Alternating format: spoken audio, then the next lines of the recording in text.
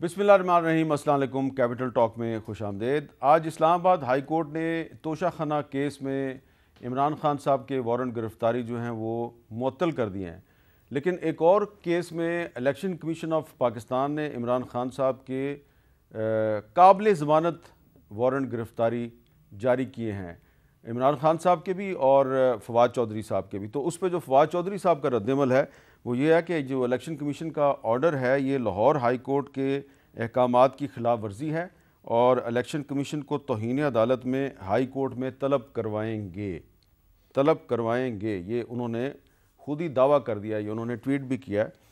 तो अब सूरत हाल ये बन रही है कि रोज़ाना जो है वो एक डिबेट होती है, जी इमरान खान गिरफ़्तार होंगे नहीं होंगे। रोज़ाना कहीं ना कहीं से कोई वारंट गिरफ़्तारी जो है वो आया होता है और रोज़ाना हमारी डिबेट यही होती है, जी गिरफ़्तार होंगे नहीं होंगे। तो वो जो असल मसला था ना कि 90 दिन में इलेक्शन होना या नहीं होना, वो कहीं पीछे चला गया है, तवज्जो उससे हट गई है। और अब सवाल ये पैदा हो रहा है कि अदालतों में हाज़िरी के लिए वीडियो लिंक इस्तेमाल हो सकता है नहीं हो सकता। माजी में उसकी कुछ मिसालें मौजूद हैं, तो क्या इमरान खान साहब जो हैं उनको वीडियो लिंक की सहूलत मिल सकती है? आज तो वज़ीर दाखिला राना सनाउल्लाह साहब का भी वारंट गिरफ़्तारी जारी हो गया। तो क्या जो इमरान खान की गिरफ़्तारी का मुतालबा कर रहे हैं वो राना सनाउल्लाह की भी गिरफ़्तारी का मुतालबा करेंगे या इन दोनों को वीडियो लिंक की सहूलत दे दी जाए? तो कुछ कानूनी और सियासी सा मामला है, तो इस पर गुफ्तगू के लिए हमारे साथ मौजूद हैं जनाब अता तारड़ साहब, जो मुआवने ख़ुसूसी हैं वज़ीर आज़म के बराए दाखिला और कानूनी अमूर। एडवोकेट जनरल इस्लामाबाद जहांगीर जदून साहब भी हमारे पास मौजूद हैं और लाहौर में तहरीक इंसाफ के वकील अज़हर सदीक़ साहब जो हैं वो हमारे साथ मौजूद हैं। बहुत से केसेस में आजकल वो पेश हो रहे हैं तहरीक इंसाफ की तरफ से। सबसे पहले अज़हर सदीक़ साहब ये बताएं कि ये जो तोशाखाना केस में तो इमरान खान साहब का जो वारंट गिरफ्तारी है वो मुअत्तल हो गया और जो इलेक्शन कमीशन ने वारंट गिरफ्तारी जारी किया है वो भी काबिल ज़मानत है, लेकिन फवाद चौधरी साहब कह रहे हैं कि हम लाहौर हाई कोर्ट से तौहीन अदालत का नोटिस जारी करवाएंगे। ज़रा ये बताएंगे कि ये तौहीन अदालत कैसे बनती है? बहुत शुक्रिया हामिद मीर साहब। बहरहाल एक बात तो आप लोगों ने अंदाज़ा लगा लिया होगा कि इमरान खान साहब के दौर और इस दौर में पॉलिटिकल विक्टिमाइजेशन की जो भी एक शक्ल है वो आप लोगों के सामने आ गई है। केसेस ज़्यादातर क्या हैं, इमरान खान अदालत ना जाएं तो अब मसला, अगर अदालत चले जाएं तो दहशतगर्दी के मुकदमे, इलेक्शन कमीशन के बारे में कोई एहतजाज कर दें दहशतगर्दी के मुकदमे, ये तो आप सब लोगों ने देख लिया है। इसी तरह मिसाल के तौर पर किसी एक जुडिशल मैजिस्ट्रेट को छोटी सी कोई बात कह दें तौहीन अदालत, दहशतगर्दी के मुकदमे, ये सारा कुछ देख चुके हैं। अब आते हैं election commission. Election commission without any doubt is neither a court और अ ट्राइब्यूनल। इलेक्शन कमीशन ना तो कोर्ट है ना ही ट्राइब्यूनल है। तोशाखाना का जो ये केस दो पहलू हैं उसके, एक में तो सेक्शन 137 के तहत नाअहल करार दिया था और वो भी बड़ी कमाल बात है कि चंद MNA हजरात स्पीकर के पास चले गए आर्टिकल 63 के हवाले से, आर्टिकल 63(2) की इंटरप्रिटेशन के हवाले से। हालांकि आर्टिकल 63 अप्लाई नहीं करता, मैं उनमें नहीं जाऊंगा, लेकिन आप लोगों के लिए, हर एक के नॉलेज के लिए, हर एक को पता नहीं है, अभी एक फैसला आ चुका है जस्टिस शाहिद करीम का सेक्शन 137 के, जिसके तहत इमरान खान साहब को नाअहल करार दिया था। लाहौर हाई कोर्ट के जस्टिस शाहिद करीम ने वो फैसला जो है कलअदम, इमरान खान साहब का नहीं, किसी और केस की बात कर रहा हूँ, वो कलअदम करार दे दिया है कि इलेक्शन कमीशन ना कोर्ट है ना ट्राइब्यूनल है। सेक्शन 137 के तहत ज़्यादा से ज़्यादा क्या हो सकता है, वो करप्ट प्रैक्टिस है। 167 में, 170 में सजा दी हुई है, 174 में आगे ट्रायल होना है, तो वो ज़्यादा से ज़्यादा क्या हो सकता है कि उसका एक इस्तगासा चल सकता है। अब हुआ क्या, दूसरा जो पहलू है कि इलेक्शन कमीशन ने सिर्फ कुछ अगर कोई अल्फाज इस्तेमाल कर दिए, अलकाबात इस्तेमाल कर दिए, कोई बात आ गई तो फौरी तौर पर उन्होंने तौहीन अदालत के नोटिस लिए। सेक्शन 10 है इलेक्शन एक्ट का, उसकी वायरीज को चैलेंज किया गया, जहां सिंध में चैलेंज किया, वहाँ लाहौर हाई कोर्ट में चैलेंज हुआ। लाहौर हाई कोर्ट में पिंडी बेंच में जस्टिस जवाद हसन के पास आया और वो मामला बड़ा सीधा सा है कि क्या इलेक्शन कमीशन एक कोर्ट है, क्या एक ट्राइब्यूनल है, क्या वो तौहीन अदालत की कार्रवाई कर सकती है। रिसेंटली अभी कल ही जस्टिस बाबर सत्तार ने फेडरल टैक्स ओम्बड्समैन के हवाले से भी फैसला दिया है, जहां ये बात तय हो गई है कि आर्टिकल 175 के तहत, यानी हमें समझना है कि तौहीन अदालत वहां हो सकती है जहां कोर्ट होगी, जहां ट्राइब्यूनल होगा। आप बैठ के, यानी इलेक्शन कमीशन ये नहीं कह सकता, और वहीं पर लार्जर बेंच बन चुका हुआ है जिसमें फाइनल ऑर्डर पास करने से रोक दिया। लाहौर हाई कोर्ट में भी चैलेंज हुआ मामला, और अल्टीमेटली बात जो आपके सामने रखनी है कि जो अभी इलेक्शन कमीशन ने बेलेबल वारंट जारी किए हैं ना, मैं समझता हूं ये एक तो कोहर्सिव मेयर में आता है। कोहर्सिव मेयर के हवाले से हाई कोर्ट जो है एक ऑर्डर पास कर चुकी है, तो ये आप कह सकते हैं कि ये तौहीन अदालत के जिम्मे में आता है। अदालत इस पर कोई एक्शन लेती है या नहीं लेती, ये एक अलग इशू है, लेकिन ये आप कह सकते हैं कि ये तौहीन अदालत के जिम्मे में आता है। इट्स अ कोहर्सिव एक्शन, क्या आप मजबूर कर रहे हैं पहले बैठकर ये मामला, चूंकि अब हाई कोर्ट एक मामले को कॉग्निजेंस ले बैठी है कि कोर्ट है या ट्राइब्यूनल है, और एक रीसेंट फैसला आ गया हुआ है सेक्शन 137 के सामने रखते हुए कि उसमें कह दिया है कि इलेक्शन कमीशन ना कोर्ट है ना ट्राइब्यूनल है। अगर उन चीज को सामने रखकर देख ले, मैं समझता हूं कि इलेक्शन कमीशन ने अपने इख्तियार से तजावुज किया है। अच्छा जी, तारड़ साहब, अब राना सनाउल्लाह साहब का भी अरेस्ट वारंट जारी कर दिया जी, और इमरान खान साहब के भी कई अरेस्ट वारंट जारी हुए हैं। तो अब जिस तरह कि आपने इमरान खान साहब को गिरफ्तार नहीं किया अभी तक, पुलिस पार्टी भेजते हैं और वो फिर वापस आ जाती है, तो राना सनाउल्लाह साहब के साथ भी यही होगा या दोनों को वीडियो लिंक की सहूलत मुहैया की जाए? मेरा तो ख्याल है कि दोनों को अदालत में पेश होना चाहिए। उसकी वजह क्या है, ये जो वारंट होते हैं इसकी गिरफ्तारी का मकसद सिर्फ ये होता है कि जो मुल्जिम है उसको अदालत के रूबरू पेश करके उसकी हाजिरी को यकीनी बनाया जाए।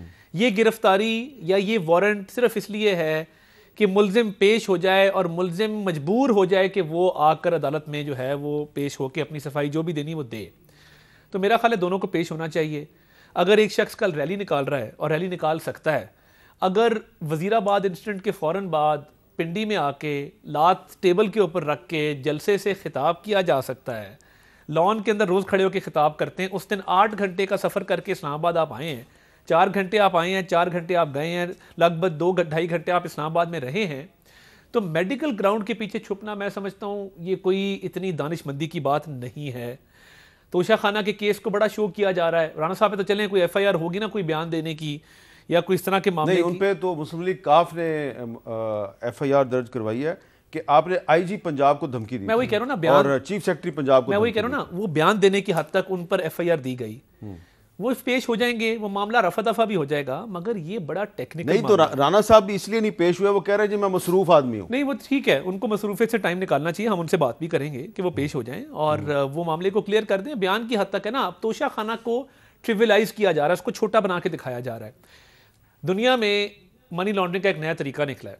आप एयरपोर्ट जाते हैं, आप अरबों रुपया कैरी कर रहे होते हैं, किसी को पता नहीं चलता कि आपके पास अरबों रुपया। वो कैसे? आपने 1 अरब की घड़ी पहनी होगी, आपने 50 करोड़ की अंगूठी पहनी होगी, ना कस्टम्स वाले ना कोई और एजेंसी वहाँ पे इमिग्रेशन FIA आपको पूछ नहीं सकती कि ये घड़ी कितने की है। उसकी इवैल्यूएशन का एयरपोर्ट पे कोई प्रोसेस नहीं है। इमरान खान साहब जो एक मनी लॉन्ड्रिंग का रिंग चलाते थे या गैंग चलाते थे, उसका तरीका वारदात ये था कि फराह साहिबा वो जेवरात या वो घड़ी पहन के बाहर ट्रैवल करती लेकिन थी। वो कहते हैं जी कि जो फॉरेन डिग्निटरीज की तरफ से जो कीमती गाड़ियां मिली थी जरदारी साहब को, नवाज शरीफ साहब को, तो वो भी बहुत मामूली कीमत पे लेना, तो वो भी तो कौमी खजाने पे डाका मारने के मुतरादिफ है। देखें, उसका केस भी चल रहा है, उसमें हम आके पेश भी होंगे, बताएंगे कि कोई गाड़ी ली नहीं ली। ये तो बहुत और मामला है कि आप एक तोहफा आता है, आप ब्लैक मार्केट में पहले उसको अंडर वैल्यू करवाते हैं। तोहफा आया है, ये मग आया है, इसकी कीमत 40 रुपए है, आपने इसकी कीमत लगाई 5 रुपए। 5 रुपए लगवा के आपने खजाने में जमा कराए 2.5 रुपए, उसके बाद ब्लैक मार्केट में आपने इसको 20 रुपए का बेच दिया। चलें, ये अब कोर्ट डिस्कस करेगी, लेकिन जदून साहब मुझे टेक्निकल बात ये बताएं कि मुझे याद है कि अभी थोड़े दिन पहले जो इमरान खान साहब पे जो हमले का मुल्जिम है, जिसने गुजरात में उन पे हमला किया था, उसको वीडियो लिंक की सहूलत दी गई। वीडियो लिंक पे उसने अदालत में अपना बयान रिकॉर्ड कराया। तो ये सहूलत इमरान खान को क्यों नहीं मिल सकती और राना सनाउल्लाह को क्यों नहीं मिल सकती? देखें, ये अपना इसमें सिचुएशन डिफरेंट होती है। हाँ। अभी रिसेंटली सुप्रीम कोर्ट में एक जजमेंट दी थी कि एक खातून थी, वो कनाडा जा रही थी, तो उसने कहा दीज आर द सर्कमस्टांसेस, मैं वहाँ से अपनी एविडेंस रिकॉर्ड करूँगी। तो जस्टिस मंसूर अली शाह साहब ने एक जजमेंट दे दी कि अंडर द हार्ड सर्कमस्टांसेस वो वहाँ से एविडेंस रिकॉर्ड करा सकती है। मेमो गेट कमीशन की भी प्रोसीडिंग है वीडियो लिंक के जरिए। लेकिन इमरान खान का केस डिफरेंट है। इमरान खान पे चार्ज फ्रेम होना है, और चार्ज फ्रेम होने में कल को ये ऑब्जेक्शन उठाएंगे कि चार्ज प्रॉपर फ्रेम नहीं हुआ। वो सबसे बड़ी बात ये सिद्दीक अज़हर साहब ने काफ़ी डिटेल दी है और मैं रिस्पॉन्ड करूँगा तो बहुत टाइम लग जाएगा। ये किसी केस में ट्रायल को प्रोसीड नहीं होने दे रहे, और इनकी हर मुमकिन कोशिश है कि कोई ट्रायल जो है छोटे से छोटा और बड़े से बड़ा प्रोसीड ना हो। एक 4 महीने, ये बहुत छोटा केस है, कंप्लेंट का केस है, और इसमें समरी ट्रायल होना है। ये वही कर रहे हैं ना जो आप करते थे? नहीं, हम नहीं करते। मैं आपको बताता हूँ, हम नहीं करते। आपको केस याद दिलाऊं? मुझे केस याद दिलाएं। मैं आपको बताऊंगा कि जिस तरह केस को पिछली गवर्नमेंट के लोगों ने, और specially I would like to appreciate prime minister Nawaz Sharif ने ट्रायल फेस किया है, इस तरह कोई प्राइम मिनिस्टर नहीं फेस कर सकता। सुबह 8:45 बजे नैब की कोर्ट में मौजूद होते थे, और सम टाइम जज साहब आते नहीं थे, उनसे पहले ये नमाज फजर पढ़ के चलते थे, लाहौर से मौजूद होते थे। देखें ना, किस्म जो चीज़ें ठीक हैं उनको आप ठीक है चले। अच्छा सिद्दीक अज़हर साहब, ये बताएं कि ये जो वीडियो लिंक की सहूलत है, ये आपके ख्याल में जब चार्ज फ्रेम करना हो, फर्द जुर्म आयद करना हो, तो उस वक्त नहीं मांगनी चाहिए, वैसे आम हालात में मांगी जा सकती है? हामिद मीर साहब, 2 चीज़ें बड़ी वजाहत के साथ, चूँकि मैंने पिछले सारे केसेस सारे देखे हैं, कौन अदालत में किस तरह आता था, कितनी एग्जम्पशन है, ये सारे चैलेंज कबूल करके किसी दिन कौम के सारे रख दें कि कितने हैं। यानी मिसाल के तौर पर प्रोडक्शन ऑर्डर जारी करके जब इन्वेस्टिगेशन हो रही थी तब कैसे आते थे, वो भी सारा कुछ रिकॉर्ड पे किस दिन आ जाएगा, वो सारा रिकॉर्ड किस दिन सारे रख के ना उस पर बहस करेंगे बड़ी। अब आते हैं अगली बात की तरफ। 2-3 चीज़ों को ज़रा क्लियर करना है। एक तो बात है, एक जो बात हो रही है वो बात ये हो रही है प्रोटेक्टिव बेल के कॉन्टेक्स्ट में, जिसमें लाहौर हाई कोर्ट में लास्ट टाइम प्रोटेक्टिव बेल्स ली थी, और हमारा पॉइंट ऑफ व्यू बड़ा क्लियर है। उसमें हमजा शरीफ का केस मौजूद है। आपको याद होगा कि नैब ने छापा मारा, वो घर बैठे रहे, और उस वक्त के चीफ जस्टिस नाम जस्टिस सरदार शमीम साहब ने घर बैठे ही उनको प्रोटेक्टिव बेल दी थी लाहौर के अंदर ही। ये रिकॉर्ड पे है। अपना इसहाक डार देख लें, इश्तिहारी थे, सलमान शहबाज देख लें, इश्तिहारी थे। इन सबको बाकायदा इश्तिहारी को भी एक फैसिलिटेशन मिली कि आप कोर्टों में आ सके, पेश नहीं हुए। मैं जो बात कहना चाह रहा हूँ 2 चीज़ों में क्लियर करना है। हमारा वहाँ ये कहना था, और ये टीबिया का जो मसला था उनके इमरान खान साहब की टांग के हवाले से जो डॉक्टर की रिपोर्टें हमने सारी लगाई थी, और 28 तक वो मसला हो चुका है, अब चलने मिलने में मसाइल कोई नहीं है। और आपने देखा होगा कि एक जाली सा एक पैरा बनाकर जब कोई चीज़ नहीं मिली तो इस तरह की चीज़ें वो चलाते रहते हैं। हम वहाँ पर वीडियो लिंक मांग रहे हैं, और हम इसमें आपको बताते चले। अच्छा, ये कोई ऐसी बात नहीं है। कई दफ़ा वो जो सोशल मीडिया पे एक पैरा चल रहा है एक किसी बीमारी के हवाले से, वो जाली है जी, बिल्कुल 100% जाली है, और बाकायदा पर्चा हो रहा है, और उसमें ताकीक हो रही है कि ये मरियम नवाज के मीडिया सेल से बाकायदा जनरेट हो रहा है, और उसमें FIA को बाकायदा दरखास्त भी दे रहे हैं हम लोग। यानी इंसान को 1000 बार सोचना चाहिए कि इस तरह की बातें आप करें, अच्छा नहीं लगता रिकॉर्ड के ऊपर। मैं एक बात और आपके सामने रखना चाहता हूँ। मैं यानी ये जो कह रहे हैं ना, जहांगीर जदून साहब भाई हैं हमारे, नवाज शरीफ साहब का तोशा खाना के केस में बता दीजिएगा कि वो केस कैसे चला है सारा। नवाज शरीफ एक दफ़ा भी वहाँ पेश हुआ हो तो आपके सामने मैं चैलेंज कर रहा हूँ इस बात को सामने रखते हुए, हमें चीज़ों को जरा क्लियर करना है। क्लियर क्या करना है? इमरान खान के खिलाफ जितने केसेस हैं वो क्या हैं? यानी मिसाल पेशी के लिए गए, दहशतगर्दी का पर्चा, इस्लामाबाद हाई कोर्ट में गए, दहशतगर्दी का पर्चा, अभी रिसेंटली कोयटा में पर्चा हो गया है तकरीर करने के ऊपर। ये कह रहे थे तकरीर पे पर्चा नहीं होना चाहिए। फिर शाह महमूद कुरैशी ने अपना जमान पाक में तकरीर की, फवाद चौधरी ने, वो पर्चा हो गया। वो भाई पर्चा दर्ज करना है ये जो बातें कर रहे हैं तोशा खाना की इसकी, वो जाकर मनी लॉन्ड्रिंग के पर्चे दर्ज करें। आपके पास तो अभी तक 1 साल के अंदर कोई चीज रिकॉर्ड में निकल नहीं सकी है। क्या रह गया? पॉलिटिकल विक्टिमाइजेशन कर रहे हैं। इमरान खान के दौर में कोई पर्चे दिखा दे इस तरह के, तारीखी तौर पर बता दें आप। एक बड़ी टेक्निकल पॉइंट रेज किया, क्या इसका जवाब है जी? मैं आपको बताने वाला था ये कि तोशा खाना केस में मैं खुद वकील था मियां साहब का, और इसी हाई कोर्ट के अंदर जस्टिस अतर मिल्ला साहब, जस्टिस अमर फरूक साहब, ये दोनों का बेंच था। हमने कहा जी वो लंदन से अपना बयान रिकॉर्ड कराना चाहते हैं, हम इतनी इजाज़त दे दें वीडियो के जरिए। उन्होंने कहा जी नहीं जी, he has to surrender before the court, और हमारी वो पिटीशन आज भी रिकॉर्ड कैसा है उसको डिसमिस कर दी। लेकिन फर्द जुर्म आयद होनी है ना, तो यही मैं कह रहा हूँ सर, फर्द जुर्म आयद होनी है, he must come to the court. जी सिद्दीक अज़हर मीर साहब एक जवाब दे दूं इस बात का? जी जल्दी से दे दें। मैं मीर साहब एक जवाब दे दूं जी। देखिए, पहली तो बात है, अभी तो देखिए प्रोसेस 265C का है। 265C की कापियां तकसीम होती हैं। अब कापियां तकसीम हो गई हैं। मैं नहीं बताना चाहता, स्ट्रेटजी 265D है। इस केस में तो फर्द जुर्म ही नहीं आयद हो सकती इमरान खान साहब के खिलाफ। दो लॉजिक समझ लीजिएगा। सेक्शन 137 के अंदर है जो सालाना गोशवारे जमा कराने हैं वो आपने 31 दिसंबर तक जमा कराने हैं और उसके 120 दिन के अंदर, उससे अगले 120 दिन के अंदर आप कार्रवाई कर सकते हैं। ठीक है, इसमें 2018, 2019 और आपका जवाब आ गया, आपका जवाब आ गया और आपने स्ट्रेटजी भी बता दी। अच्छा, अब तारड़ साहब ये बताएं कि ये जो चक्कर चल रहा है, कभी राना सनाउल्लाह साहब के वारंट गिरफ्तारी जारी हो रहे हैं, कभी इमरान खान साहब के हो रहे हैं, इधर से कैंसिल होते हैं, उधर से फिर जारी हो जाते हैं, वो इलेक्शन की कहानी तो कहीं पीछे रह गई, तो वो आपने कराना है कि नहीं कराना? देखिए, इलेक्शन हमारी दानिश में और इस पे नेशनल कंसेंसस बिल्डिंग ज़रूर हो, एक ही टाइम पे होना चाहिए। उसकी चंद वजूहात हैं, कुछ टेक्निकल वजूहात हैं। आर्टिकल 224 है आइन का, बिल्कुल क्लियर है, जो केयर टेकर सेटअप के हवाले से है। अब क्या हमारे होते हुए जब सूबाई इलेक्शन होगा तो हमारी हुकूमत का क्या स्टेटस होगा, और सूबे में जिसकी भी हुकूमत आए, जिस पॉलिटिकल पार्टी की हो, उसके होते हुए 18वीं तरमीम के बाद जब तमाम तर इख्तियारात सूबों के पास हैं, क्या ये मुमकिन है कि एक इम्पार्शियल और फेयर किस्म का नेशनल असेंबली का इलेक्शन हो सके? और फिर हर 5 साल बाद यही रिपीट होगा कि 2 असेंबलियों के इलेक्शन पहले होंगे, 3 के बाद में होंगे। देखें, IMF के पास हम नहीं गए थे, सुप्रीम कोर्ट का हुक्म है इसमें। नहीं, बिल्कुल बिल्कुल है, बट सुप्रीम कोर्ट ने क्या कहा है? अगर आप पैरा नंबर 14 पढ़ें, if such a course is not available, फिर बेरिस मिनिमम टाइम में वो आप उसको अमल दरामद करवाएं। बात यह है कि जब IMF के पास इमरान खान साहब जाते हैं और कहते हैं कि मैं खुदकुशी कर लूंगा, नहीं जाऊंगा, उसको डिले वो करते हैं जब असेंबलियां तोड़े थे। क्या उनको इल्म नहीं था कि मुल्क किन माली मुश्किलात का शिकार है? और ये इस आर्टिकल को छोड़ भी दें, NFC अवार्ड के बड़े मसाइल हैं कि जब NFC अवार्ड के तहत पॉपुलेशन की बुनियाद पे सूबों को पैसे जाते हैं, 2 सूबों को ज़्यादा जाएंगे, 2 को कम जाएंगे। मरदमशुमारी के बाद हल्का बंदी होगी तो PP का हल्का पुराना होगा, NA का हल्का नया होगा। खुदा ना खास्ता को बाई इलेक्शन आ गया, रफड़ पड़ जाएगा कि नई हल्का बंदी पे कराना है कि पुरानी पे कराना है। मरदमशुमारी के हवाले से फवाद चौधरी साहब का एक बयान जरा सुन लें, आप क्या कह रहे हैं जी फवाद चौधरी साहब? जहाँ तक पंजाब का और खैबर पख्तूनख्वा का ताल्लुक है, वहाँ पर तो चूँकि शेड्यूल आ गया है तो ये सेंसस वैसे ही अब अप्लाई नहीं होता। अब अगर ये सेंसस मुकम्मल होता है तो फिर ये नेशनल इलेक्शन के ऊपर अप्लाई होगा। जहाँ तक खैबर पख्तूनख्वा और पंजाब का ताल्लुक है, इसके ऊपर मरदमशुमारी का कानून अब लागू ही नहीं होगा। जी जी, हम तो यही कह रहे हैं कि मरदमशुमारी हो लेने दें, लागू होना ना होना ये देखें, ये तो अब कोर्ट ने डिसाइड करना है ना, या प्लानिंग मिनिस्ट्री डिसाइड करेगी या ब्यूरो ऑफ स्टेटिस्टिक्स करेगा कि 1 सेंसस स्टार्टेड। तो क्या फवाद चौधरी साहब के कहने से अभी शेड्यूल तो आया नहीं है, क्या शेड्यूल आने से पहले सेंसस जो है वो इनवैलिड रेंडर हो जाएगा? ये भी एक सवाल है। और उन 2 सूबों के अवाम का क्या कसूर है कि जहाँ पे वसाइल की तकसीम पॉपुलेशन की बुनियाद पे, आबादी की बुनियाद पे होनी है और वो नहीं हो पाएगी?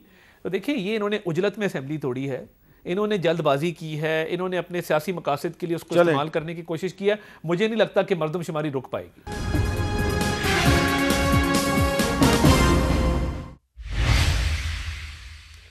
कैपिटल टॉक में दोबारा खुशामदीद। अदर सदीक साहब, अब सवाल ये पैदा होता है कि सुप्रीम कोर्ट का ऑर्डर है कि जी आपने इलेक्शन करवाना है। अताउल्लाह तारड़ साहब की गुफ्तगू आपने सुन ली है।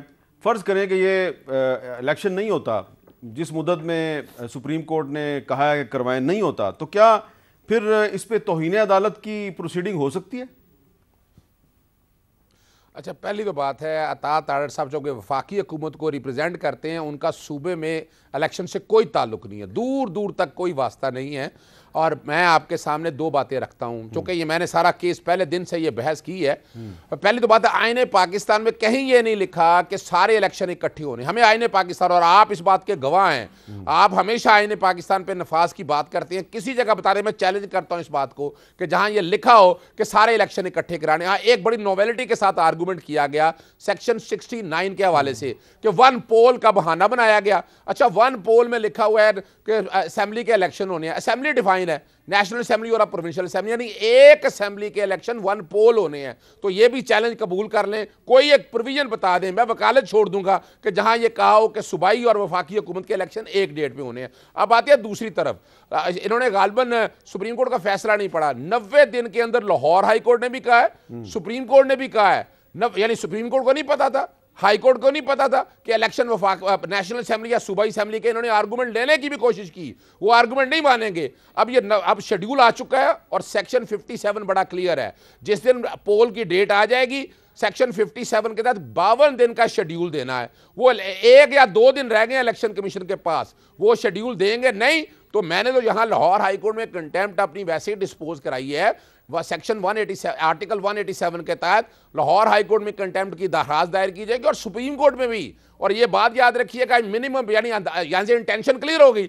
यानी आपको याद होगा आजमदीन तारड़ साहब ने जब इलेक्शन शुरू हो रहे थे तो क्या कहा था, उन्होंने कहा था कि जनाब सैलाब हो गए, आगे चले गए, मोहतरमा बेनज़ीर भुट्टो का। तो इंटेंशन तो क्लियर हो गई कि ये आइन पाकिस्तान 1973 का नफाज नहीं चाहते हैं। वो भाई डर किस बात पे रहे हैं, आइन पाकिस्तान 1973 का नफाज होना है, आर्टिकल 4 और 5 का। और गवर्नर KPK इस वक्त क्या कर रहा है, मीर साहब आर्टिकल 112 और 105 पढ़ लें, पहले पोल डेट देनी है, फिर निगरान सेटअप आना है। यहां क्या हो गया कि पोल डेट आई नहीं और निगरान सेटअप आके क्या कुछ करता रहा, ट्रांसफर पोस्टिंग सारा कुछ रिकॉर्ड के ऊपर मौजूद है। हम सबको और आपको भी याद होगा कि 7 अप्रैल 2022 सुप्रीम कोर्ट में हेयरिंग थी वोट ऑफ नो कॉन्फिडेंस की। इलेक्शन कमीशन से पूछा गया आप इलेक्शन कराने के लिए तैयार हैं, उन्होंने कहा जी हमें 6 महीने के पहले इलेक्शन नहीं करा सकते, अब तो इलेक्शन कराने पड़ेंगे। और पॉपुलेशन सेंसस का इससे कोई ताल्लुक नहीं अच्छा, है। एक छोटी सी बात आज याद आया पॉपुलेशन सेंसस, पूरा इतना सा कहां खामोश बैठे रहे हैं आप लोग, आप और बैठ के जो मर्जी आप बातें करते रहे। आईने पाकिस्तान का निफाज होना है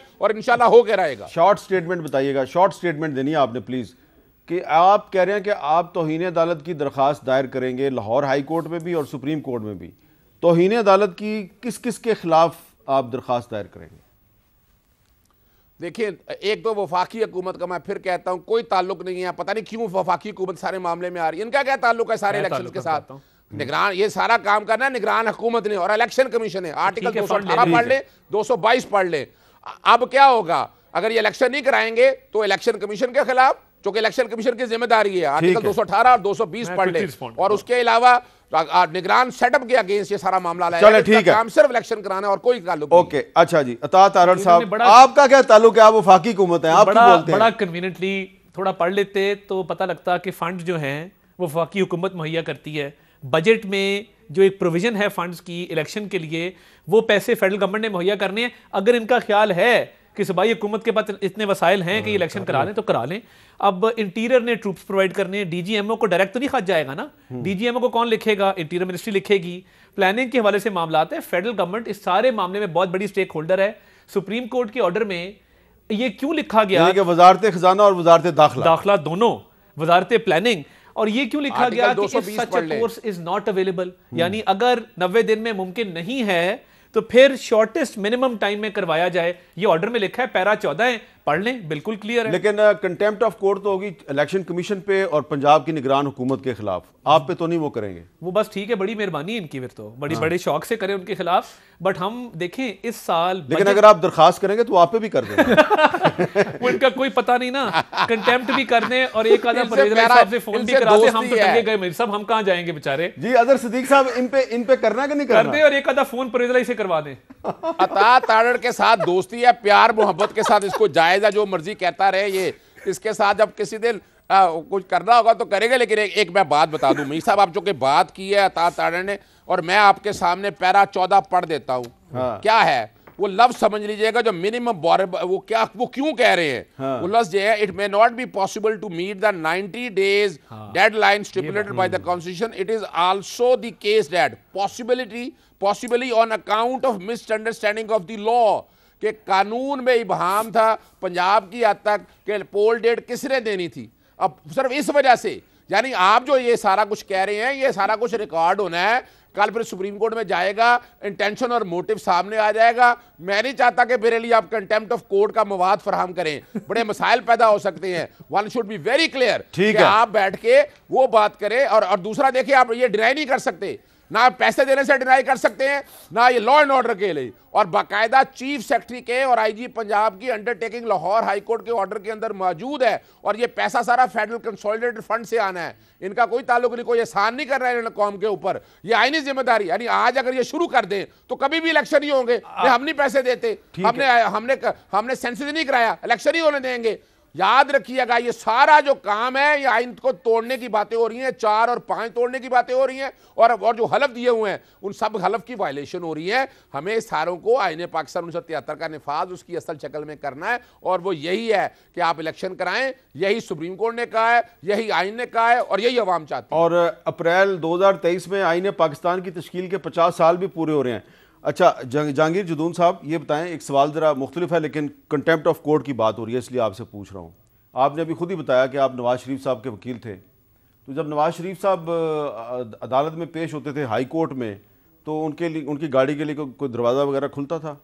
नहीं, हाई कोर्ट में तो किसी के लिए भी कभी गाड़ी का दरवाज़ा नहीं खुला। अभी मरियम बीबी की बहुत सारी पेशी हुई हैं, जरदारी साहब आते रहे हैं, तो हाई कोर्ट का जो मेन एंट्रेंस है उधर वकीलों को भी, हमें भी अलाउड नहीं, वहाँ पे इंटर नहीं होने देते किसी को, तो उधर तो नहीं, दरवाज़ा नहीं खोलते सिक्योरिटी रीज़न। कोई मिसाल नहीं है इसकी? कोई मिसाल नहीं है कि दरवाज़ा खुला हुआ। लेकिन उस दिन मैंने सुना है कि इमरान खान के लिए अंदर जो है इनकी गाड़ी को ले जाया गया है हाई कोर्ट के अंदर, इस दरवाजे से जो ये G10 मार्केट। अच्छा, अब जो वो उस दिन जो वाक़या हुआ, तो हाई कोर्ट के बाहर जो वाक़या हुआ, मुझे उससे कोई सरोकार नहीं है।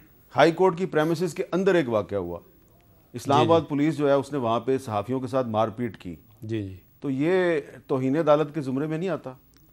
अब ये इसमें तो कंटेम्प्ट ऑफ कोर्ट, मैंने उस दिन भी किसी को कहा था अगर कोर्ट चाहती तो इसका नोटिस ले सकती थी कंटेम्प्ट ऑफ कोर्ट का, क्योंकि पीछे जब वकीलों ने एक वो इंसिडेंट हुआ था चीफ जस्टिस के साथ, उन्होंने गमले वगैरह तोड़े, अंदर चले गए, तो उन पे एक दहशतगर्दी का पर्चा बना, 2-3 पर्चे, और कंटेम्प्ट ऑफ कोर्ट की दो किस्म के वकीलों पे बना। बिल्कुल, 2 किस्म की प्रोसीडिंग जो है अभी भी चल रही है, अभी भी लगा डिसिप्लिनरी प्रोसीडिंग बार काउंसिल के अंदर, और कंटेम्प्ट ऑफ कोर्ट भी हाई कोर्ट के अंदर चल रही है। अगर वहाँ पे पुलिस मारती है सहाफ़ियों को, तो उन पे क्यों मुकदमा क्यों नहीं दर्ज हुआ? मेरे ख्याल में रूल ऑफ लॉ, अब देखें पाकिस्तान के अंदर सबसे बड़ा प्रॉब्लम ये है कि ताकतवर आदमी को ला के नीचे नहीं लाना जाता, ना ही वो आता है अपने अंदर।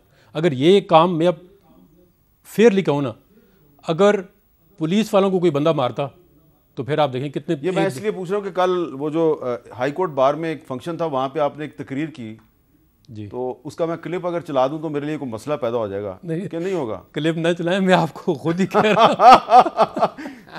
तो मुझे ज़रा ये बताएं कि इसका मतलब है पाकिस्तान एक पुलिस स्टेट है? देखें, मेरी बात सुने, वहाँ आपकी मौजूदगी में वज़ीर कानून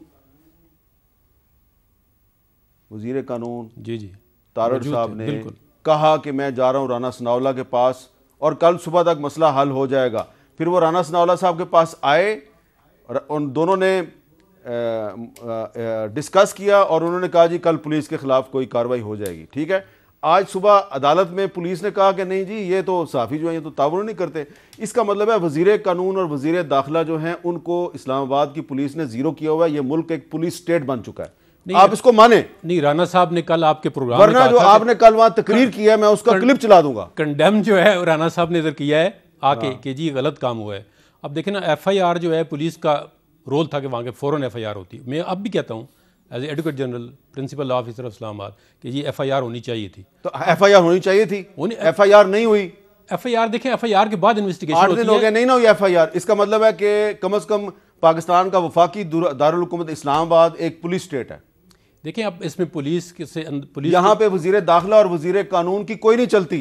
नहीं, उनकी डेफिनेटली चलती है। राना साहब किधर चली है? राना साहब मेरे ख्याल में FIR आपको करवा के देंगे इंशाल्लाह। नहीं चले, मुझे उम्मीद है कि वो लाजमी FIR हो जी। अब अगर मैं अदर सदीक साहब से पूछूं, अच्छा एक और मैं आपको तरीका एक मिनट अदर सदीक साहब, एक मिनट इसका मैं तरीका बताता हूँ। अगर FIR नहीं होती तो जर्नलिस्ट के पास पूरा राइट है कि जाके इस्तगासा करें मजिस्ट्रेट के पास, उन्हीं पुलिस वालों के साथ। आप एक काम करें ना कि अगर पुलिस वालों पे FIR दर्ज नहीं होती तो आप हमारे पे तो कर देना, जर्नलिस्टों पे कर दें, किसी पे तो FIR करें। नहीं, मैं तो किसी का हामी नहीं हूँ जी किसी पे गलत FIR हो। FIR हो, ठीक हो, जिसने कोई ऑफेंस किया उसके खिलाफ FIR होनी चाहिए, यह subject to the rule of law. अब अदर सदीक साहब आपको बताएंगे कि ये पुलिस स्टेट है या नहीं है, लेकिन एक वक्फे के बाद बताएंगे।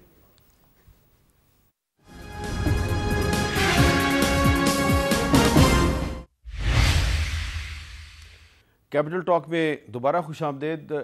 अदर सदीक साहब, हम वक्फे से पहले बात कर रहे थे पुलिस स्टेट की, तो ये आपको ये नहीं लगता कि ये जो हुकूमत की और अपोजिशन की जो एक सियासी लड़ाई है इसमें मीडिया क्रॉस फायर की जद में है, दोनों तरफ से ही मार पड़ रही है उसको? इसमें मीर साहब कोई शक नहीं है। अगर मैं कहूँ कि दोनों अदवार में मीडिया के साथ ज्यादतियाँ रही हैं, और वजह उसकी ये है कि हमारे यहाँ ब्यूरोक्रेसी और बाकी कुछ ऐसे लोग हैं कि जिनका मकसद है, अगर कोई मकसद अपने पूरे हो रहे हैं लेकिन उसकी जद में हमारा मीडिया आता रहा है। और मेरा तो सर से शर्म से सर झुक गया, क्योंकि इस्लामाबाद बार में हमारे जितने सहाफ़ी भाई हैं बहुत ज़्यादती हुई है। मैंने तो जो जितना कुछ देखा है ना, वो मेरे लिए बड़ा तकलीफ दे बात है। और अगर होता इस जगह पर या वज़ीर दाखिला या वज़ीर कानून, 1 सेकंड मैंने नहीं वक्त गुजारना था और इस्तीफ़ा दे के घर चला जाना था। ऐसी हुकूमत नहीं चाहिए कि जो अपने देखें, आप हैं फोर्थ पिलर, अगर हम फोर्थ पिलर को जिसने हक और सच दिखाना है उसके साथ नहीं खड़े हो सकते तो ऐसी हुकूमत की कोई ज़रूरत नहीं है। अलावा जी अगर देखा जाए तो इस वक्त हमारी जो इस्लामाबाद पुलिस है, आपको पता है थाना कोहसार हो या थाना रमना हो, वो तो आपको पता है गद्दारी के मुकदमों में और इस तरह के मुकदमे एक्सपर्ट हो चुकी है। देखिए आप दरखास्त तो दें ना 24 घंटे के अंदर, बल्कि 24 घंटे के आए जनाब, आप 10 मिनट में पर्चा ले लें, उसके लिए अलग तरीकाकार दिया हुआ क्या होना है, आप देखें तो सही ना किस किस तरह मुकदमे दर्ज होते हैं। ऐसे लग रहा है जैसे पटारियों में मुकदमे रखे हैं, निकलते हैं, और ये सारा कुछ पूरी कौम ने देखा है सर। बड़ी ज्यादती है ये सारे मसले में। और अगर हम अपने साफी भाइयों के साथ नहीं खड़े हो सकते तो देखें, तो फिर फंडामेंटल राइट उठाकर फेंक दे। आर्टिकल 19 और 19 है जिसका हम बड़ा प्रचार करते हैं जी। आज अगर हम सब लोगों की वैल्यू अजहर सिद्दीकी की आवाज में कोई जान है तो ये मीडिया की वजह से है कि अब मीडिया ये बात सुनता है और चलाता है, वरना तो कई ऐसी बातें जो मैं कह रहा हूं शायद चल भी या सुनी भी ना जा सके, चल भी ना सके। अच्छा, आप जरा ये हमें सोचना पड़ेगा, गिरबानों में झांकना पड़ेगा। आपने जो सवाल उठाया अता तारड़ साहब, आप तो खैर गए थे जिन सहाफ़ियों को तशद्दुद का निशाना बनाया इस्लामाबाद पुलिस ने, आप उनके साथ मुलाकात भी की, ये क्या वजह, वैसे गंभीर सा मामला बन गया है और जो वफाकी वज़रा उनको तमाशे बना दिया है इस्लामाबाद पुलिस ने? देखिए, तमाम तर हमदर्दी उनके साथ है। मैं सारी यकजहती करने भी गया था, और थोड़ी सी अक्ल अगर इस्तेमाल कर ली जाती ना मौके पे, देख लिया जाए, कार्ड के थ्रू आइडेंटिफिकेशन होती है। वैसे चेहरे से सब जानते हैं कौन साफ़ी कौन नहीं है। आपको अगर इतनी है तशवीश, आप पूछें कि भाईजान कार्ड दिखा दें, वो उल्टा सीधा करके धक्के दे के बाहर फेंक दो। ये ताकत के नशे में चूर होके अदालत के अहाते के अंदर ऐसी हरकत बिल्कुल नहीं करनी चाहिए, और 100 दफ़ा सोचना चाहिए कि ये सहाफ़ी जो हैं ये आपको कवर करने आ रहे हैं, इनके कलम से, इनके कैमरे से, इनके अल्फाज से पूरे मुल्क में एक मैसेज जाना है कि आज अदालत में क्या हुआ। अगर आप उनको ही उठा के बाहर फेंक देंगे तो फिर कैमरे बंद करवा दें। फ़ायदा इस बात का, देखिए ये जो रिपोर्टर्स विदाउट बॉर्डर्स की एक तंजीम है, उसने पाकिस्तान को जो रैंक किया पिछली गवर्नमेंट में, देखिए क्या क्या नहीं हुआ, कितने एंकर्स बेरोजगार हुए, कई चैनल के मालिकान को सिर्फ इसलिए नैब में दिया गया कि उनसे अपनी मर्जी का जो है वो पॉलिसी जो है वो जारी करवाई जा सके। एक चैनल बंद किया हुआ है, चल रहे हैं ARY को बंद किया हुआ है, बिल्कुल मामला चल रहे हैं। मेरा सिर्फ ये मानना है कि इस पर्टिकुलर इंसिडेंट में मैं अभी निकल के वजीर कानून से भी बात करूंगा, वजीर दाखिला से भी, अगले 24 घंटों में FIR हो जानी चाहिए। देखें ना यहाँ पे मुझे बड़ा अच्छा लग रहा है कि आपकी और अजहर सिद्दीक साहब की आपस में मुस्कुराहटों का तबादला हो रहा है वो भी कहका लगाते हैं, देखिए हमारे भाई हैं, पीछे एक वाकया हुआ, वो मैं अब इनको कहूंगा कि वो देखें, वो हमारे भाई हैं, हमने कोई कार्रवाई नहीं की, वरना हम चाहते हैं पाकिस्तान बार काउंसिल में एक दरखास्त जरूर दे देते। इमरान खान साहब की एक पिटिशन पे एक दस्तखत जो थे वो इमरान खान साहब के नहीं थे, इमरान खान साहब ने इन पे डाल दिया, उन्होंने कहा जी मेरे नहीं, मुझे नहीं पता किसने किया। अजहर सिद्दीक साहब जरा इसकी जरा वजाहत कर दें, ये क्या चक्कर है? मैं देखे, बात इतनी है कि इंसान को सच बोलना चाहिए और सच में ना कोई कोताही नहीं होनी चाहिए। इमरान खान साहब रोस्टरम पे आए, इनके दोस्त सारे वहाँ मौजूद थे, मीडिया सारा मौजूद था, ना सिर्फ दस्तखत उनकी है बल्कि उन्होंने कहा कि मैंने बाकायदा, मैं इन जजिटों में नहीं पढ़ना चाहता, ये चूंकि वजह है कि असल इशू थे, रीट्रैक होने वाली बातें हैं। मैं जो एक मुतालबा किया, एक तो इन्होंने मान लिया कि 24 घंटे के अंदर अंदर पर्चा देंगे, और दूसरा जो है ये पैमरा के ऊपर जिस तरह का ये प्रेशर डाला हुआ है, अगर आप याद करें, थोड़ा सा मैं याद कराने लगा हूं आपको, नवाज शरीफ के ऊपर इश्तिहारी होने की वजह से पाबंदी लगी हुई है और पैमरा ने लगाई है, बड़ी हेयरिंग के साथ लगाई है, और कई लोगों ने पिटीशन इस्लामाबाद हाईकोर्ट में दायर की, वो पाबंदी आज भी बरकरार है। तो अगर तस्वीर का दूसरा रुख देखना है तो फिर सच बताएं, फिर वो क्यों आ रहा है, नवाज शरीफ क्यों टीवी पे दिखाया जा रहा है? अगर इतनी मुसीबत पड़ गई है तो फिर वो उस पर तो पाबंदी लगी हुई है और आज तक वो पाबंदी हटी नहीं है, तो फिर तस्वीर के दोनों रुख दिखाने पड़ेंगे। बराबरी की सतह पर आप चाहते हैं, बुनियादी हक, फिर सब ये भी मामला चल रहा है। मैं एक जज साहब के असासों के बारे में बात करता हूं, मुझे 2 दफा ऑफर किया गया है, मेरी आवाज को बंद किया गया है। असासों के बारे में बात करना तो कोई बुरी बात नहीं है, हमारा तो मुतालबा यह है ना कि सुप्रीम जुडिशल काउंसिल में समाअत के लिए मुकर्रर करें, देखें कि मनी ट्रेल मौजूद है, वो प्लॉट सस्ता खरीदा महंगा खरीदा, मैं अभी नाम लेने लगता हूं, मैं म्यूट होता हूं और सीधा ट्रांसमिशन खत्म हो जाती है। तो देखें ना, अब ये मामला तो आपके दौर में सेंसरशिप चल रही है ना, वो किसके, ये वाली किसके कहने पे चल रही है जो मुझे किया जाता है? सीजे साहब ने एक लेटर लिखा है पैमरा। अच्छा चले, अच्छा अब जहांगीर जदून साहब, जब मुस्लिम लीग नून अपोजिशन में थी तो आप आज़ादी सहाफत के बड़े लंबरदार थे, अभी भी है कि नहीं है? जी ऑफ कोर्स अब भी हैं। अब देखें ना, सहाफत के लिए अपोजिशन जो है ना, सहाफ़ी जब अपोजिशन में होते हैं सियासतदान तो उनको अच्छे लगते हैं, जब वो गवर्नमेंट में जाते हैं उनको थोड़े थोड़े अच्छे लगते हैं, फिर बुरे लगने लग जाते हैं। साफ़ी अगर जो पॉलिटिकल पार्टी का एक्टिविस्ट होगा वो साफ़ी नहीं होगा। साफ़ी को चाहिए फेयर कमेंट्स करें, फिर एनालिसिस करें। चले अगर आजकल ये भी कहा जाता है कि फ़लाँ बंदा जो है फ़लाँ साफ़ी नहीं है, वो एक पॉलिटिकल पार्टी का एक्टिविस्ट है। चलें एक्टिविस्ट है तो एक्टिविस्ट पाकिस्तानी शहरी तो है ना, तो पाकिस्तानी आइन जो है उस एक्टिविस्ट को भी तो कुछ हुकूक देता है। उसके फंडामेंटल राइट एब्सोल्युटली हैं, लेकिन सहाफ़त जो है ना ये एक ऐसा पेशा है जिस पे आप फिर बाइस्ड हो जाते हैं। अगर आप एक पॉलिटिकल पार्टी को सपोर्ट कर रहे हैं तो फिर आपके मैं बहस में नहीं जाता। आगा शोरश कश्मीरी साहब बहुत बड़े साफ़ी थे, ठीक है, मौलाना जफर अली खान साहब, हर बंदे का अपना स्टेचर हो सकता है ना। उन पे भी हर हुकूमत कहती थी तुम साफ़ी नहीं, तुम एक्टिविस्ट हो। सर ये बड़ी पुरानी हम ये इल्ज़ाम देख रहे हैं। लेकिन उस बंदे की अपनी जाती है कि वो कितना अपने आप को एक बैलेंस अनबाइस्ड एनालिसिस कर सकता है, अनबाइस्ड कॉलम लिख सकता है।